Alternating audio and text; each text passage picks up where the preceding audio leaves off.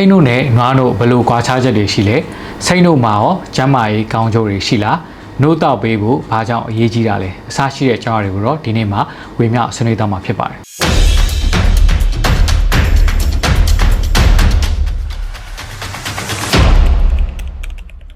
အားလုံးပဲမင်္ဂလာပါကျွန်တော်ကတော့အစားအသောက်နဲ့ဟားဆိုင်ရာထူပြုဒေါက်တာရဲရင်ဖြစ်ပါတယ်အဲ့တော့စိတ်နှုတ်နဲ့နွားတို့ဘာကွာလဲပေါ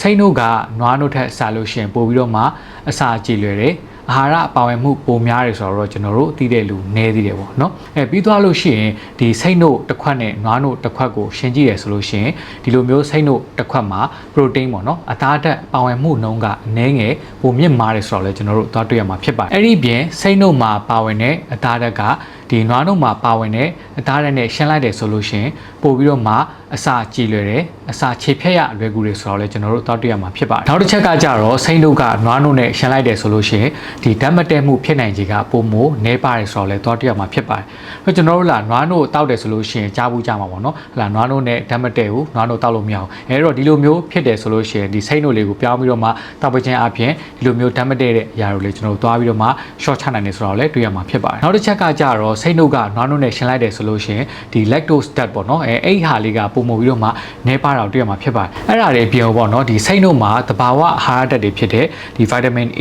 တို့ calcium တို့ magnesium phosphorus ဒီလိုမျိုးဓာတ်တွေကလည်းကျွန်တော်တို့နွားနှုတ်ထက်ကိုပိုမိုပြီးတော့မှပါဝင်နေဆိုတော့လည်းတွေ့ရမှာဖြစ်ပါတယ်အဲ့အတွက်ကြောင့်ခြုံပြီးပြောရမယ်ဆိုလို့ရှိရင်တော့ကျွန်တော်တို့စိတ်နှုတ်ကကလေးကနေပြီးတော့မှလူကြီးထိကိုမှတောက်လို့ရတယ်ဒီရွေးချယ်စရာကောင်းတဲ့နှုတ်တစ်မျိုးဖြစ်ပါတယ်စိတ်နှုတ်မှာကျန်းမာရေးကောင်းကျိုးဘာတွေရှိမလဲပေါ့အဲ့တော့ပထမဆုံးချက်အနေနဲ့ကတော့ဒီအယိုးတွေကိုကြမ်းခိုင်စေမှာဖြစ်ပါတယ်အဲ့တော့စိတ်နှုတ်မှာ calcium ပါဝင်မှုကလည်းမြင့်မားတာဖြစ်တဲ့အတွက်ဒီအယိုးတွေကိုတန်မာကြမ်းခိုင်စေမဲ့အပြင်ကျွန်တော်တို့ဒီကြီးတာလို့ရှိရင်အယိုးပွားဖြစ်ချင်မှလည်းကာကွယ်ပေးမှာဖြစ်ပါတယ်ဒုတိယအချက်ကကြတော့အုံနောက်ကိုဖွံ့ဖြိုးစေတာဖြစ်ပါတယ်ဘာလို့လဲဆိုတော့ကျွန်တော်တို့စိတ်နှုတ်မှာပါဝင်တဲ့အာဟာရဓာတ်တွေကြောင့်ဒီအုံနောက်နဲ့အာယုံကြောတက်ကိုမှအာဟာရဖြစ်စေပြီးတော့မှဒီမှတ်ညံတဲ့တင်ယူနိုင်စွမ်းတွေကပုံမော်ပြီးတော့မှကောင်းမွန်စေမှာဖြစ်ပါတယ်တတိယတစ်ချက်ကကြတော့ကိုယ်ခံအားကောင်းစေတာပ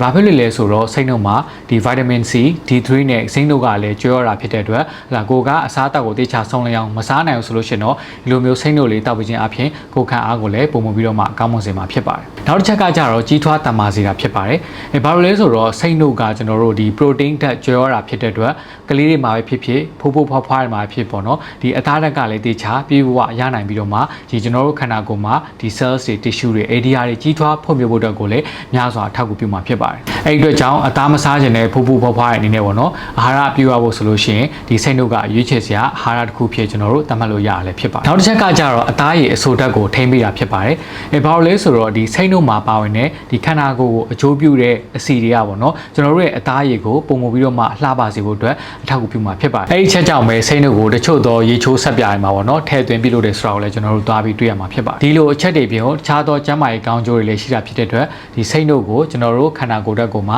တင်တင်မျှတာတဲ့ဟာရတစ်ခုအနေနဲ့လည်းရွေးချယ်လို့ရတာဖြစ်ပါတယ်နှုတ်တောက်ပေးဖို့ဘာကြောင့်အရေးကြီးတာလဲပေါ့နှုတ်ကဟာရပြေဝပြီးတော့မှအာရင်ပြည့်ဖြိုးစေတဲ့ဟာရတစ်ခုဖြစ်ပါတယ်တော့ကလေးတွေမှာဆိုလို့ရှိရင်လေဒီမိခင်နှုတ်ကို2နှစ်ပြည့်အောင်တိုက်ကျွေးပြီးတဲ့နောက်ပိုင်းမှာနှုတ်ကိုဆက်လက်တိုက်ပေးနေဖို့လိုပါတယ်ဘာလို့လဲဆိုလို့ရှိရင်သူတို့ခန္ဓာကိုယ်ကြီးထွားလာဖို့အယိုးစစ်တွေတန်မာဖို့အတွက်ဆိုလို့ရှိရင်နှုတ်ကိုတေချာလေးတိုက်ကျွေးနေဖို့လိုအပ်တာဖြစ်ပါတယ်ဒါလည်းမကသေးပဲနဲ့ဟလာအသက်အရွယ်ကြီးလာတဲ့ဖိုးဖိုးဖွားဖွားတွေမှာဆိုလို့ရှိရင်လေတချို့ဆိုလို့ရှိရင်တေချာအစားတွေမစားနိုင်တော့ဘူးဒီလိုမျိုးဖြစ်လာတဲ့ခါမျိုးမှာနှုတ်လေးတောက်ပေးခြင်းဖြင့်အာဟာရဓာတ်ကိုလည်းပြေဝစေမှာဖြစ်တယ်လို့နောက်ပြီးတော့မှဒီအယိုးပွားတဲ့အရာမျိုးတွေပေါ့နော်ဒါမျိုးတွေကိုလည်းကြိုတင်ကောက်နေမှာဖြစ်ပါတယ်အဲ့ဒီအတွက်ကြောင့်ဟလာဖိုးဖွားတွေပဲဖြစ်ဖြစ်တသားမိတွေဖြစ်ဖြစ်ပုံမှန်လေးနှုတ်တောက်ပေးမယ်ဆိုလို့ရှိရင်ပုံမှုပြီးတော့မှအာဟာရပြေဝပြီးတော့မှကျန်းမာပျော်ရွှင်တဲ့ဘဝတွေကိုပိုင်ဆိုင်နေမှာဖြစ်ပါတယ်အဲ့ဒီအတွက်ကြောင့်ဖိုးဖိုးဖွားဖွားတွေမှာမဟုတ်ပေါ့နော်ငယ်ရွယ်စဉ်မှာတဲ့ကဟလာနှုတ်လေးကိုပုံမှန်တောက်ထားမယ်ဆိုလို့ရှိရင်တော့နောက်ပိုင်းမှာဒီမျိုးအယိုးပွားတဲ့အရာမျိုးတွေဒါမျိုးတွေဖြစ်ချင်းမှလည်းကာကွယ်နိုင်တာဖြစ်တဲ့အတွက်နှုတ်ကိုတောက်ဖို့တော့အကြံပြုလိုက်ရပါတယ်အဲ့တော့ဒီနေ့ကျွန်တော်ဝေမျှသွားတဲ့အကြောင်းအရာလေးကမိနဲ့မိချစ်ခင်ရတဲ့အကျိုးရှိမယ်ဆိုရင်ပြန်လည်ပြီးတော့မှမျှဝေပြီးတော့ကိုလည်းတိုက်တွန်းချင်ပါတယ်မမေ့ပါနဲ့တင်ကိုယ်တိုင်ကတင့်အတွက်အကောင်းဆုံးဆရာအောင်ပါတယောက်ချင်းစီတိုင်းစိတ်ရောကိုယ်ပါကျန်းမာချမ်းသာကြပါစေလို့ဆုတောင်းပေးလိုက်ပါတယ်ခင်ဗျ